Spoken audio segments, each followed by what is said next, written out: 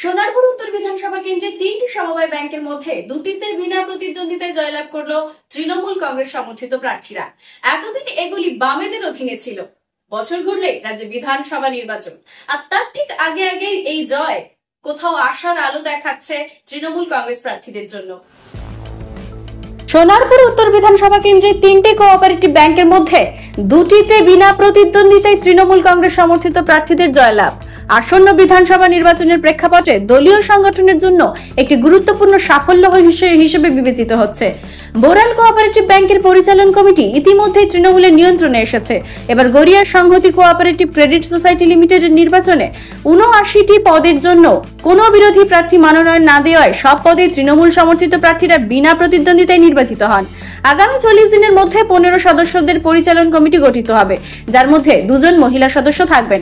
জয়ী প্রার্থীদের হাতে শংসাপত্র তুলে দেওয়ার অনুষ্ঠানে উপস্থিত ছিলেন রাজপুর সোনারপুর পুরসভার 1 থেকে 6 নম্বর ওয়ার্ডের কাউন্সিলররা, পৌর পরিষদ সদস্য নজরুল আলী মণ্ডল এবং জেলা সমবায় দপ্তরের আধিকারিকরা। তবে এই সাফল্যের পাশাপাশি পরিচালন কমিটির সামনে বড় চ্যালেঞ্জ হলো প্রায় 1 কোটি টাকার ঋণ আদায়। সাংগঠনিক প্রধান নজরুল আলী মণ্ডল জানান, মাননীয় মুখ্যমন্ত্রী মমতা বন্দ্যোপাধ্যায়ের আদর্শকে সামনে রেখে এই সমবায় সম্পূর্ণ গণতান্ত্রিক পদ্ধতিতে সাধারণ গরিব মানুষের সেবা করবে এবং ঋণ আদায়ের সক্রিয় পদক্ষেপ গ্রহণ করা হবে। এই ঘটনাটি স্থানীয় রাজনীতিতে তৃণমূল কংগ্রেসের প্রভাব বৃদ্ধির ইঙ্গিত দেয় এবং সমবায় ব্যাংকগুলির মাধ্যমে সাধারণ মানুষের সঙ্গে দলের সংযোগ আরো মজবুত করার সুযোগ সৃষ্টি করে।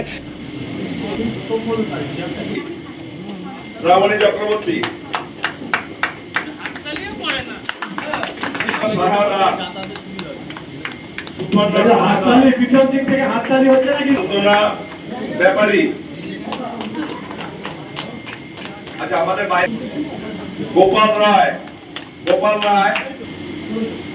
চঞ্চল হালদার,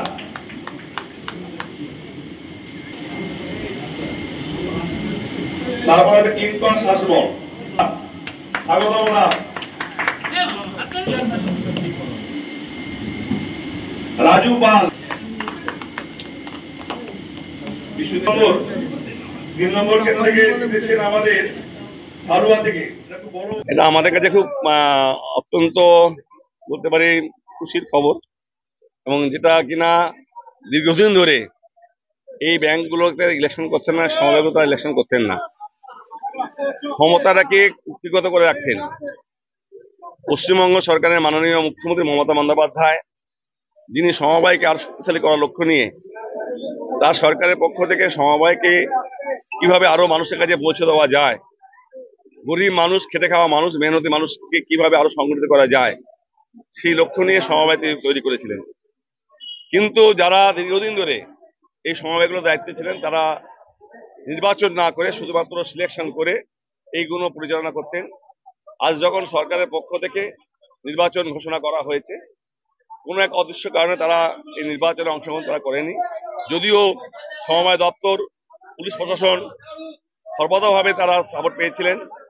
এই সংহতি কোঅপারেটিভ ক্রেডিট লিমিটেডের নমিনেশন ফাইল ছিল 24 তারিখ থেকে 27 এপ্রিল পর্যন্ত, কিন্তু তারা আসেনি, নমিনেশন করেনি। আমাদের প্রায় 79 জন প্রার্থী বিনা প্রতিদ্বন্দ্বিতা জিতে গেছেন, এবং এটা আমরা আশা করব আগামী দিনে এই বোর্ড মানুষের স্বার্থে মমতা বন্দ্যোপাধ্যায়ের সমবায়কে আরো শক্তিশালী করার লক্ষ্য নিয়ে, বিধায়কের ফিরদৌসী বেগমের আরো সমবায়কে আরো মানুষের কাছে পৌঁছে দেওয়ার লক্ষ্য নিয়ে কাজ করবেন, এটা আমরা আশা করতে পারি। সোনারপুর থেকে জে হাসানের রিপোর্ট, ডিএন নিউজ বাংলা।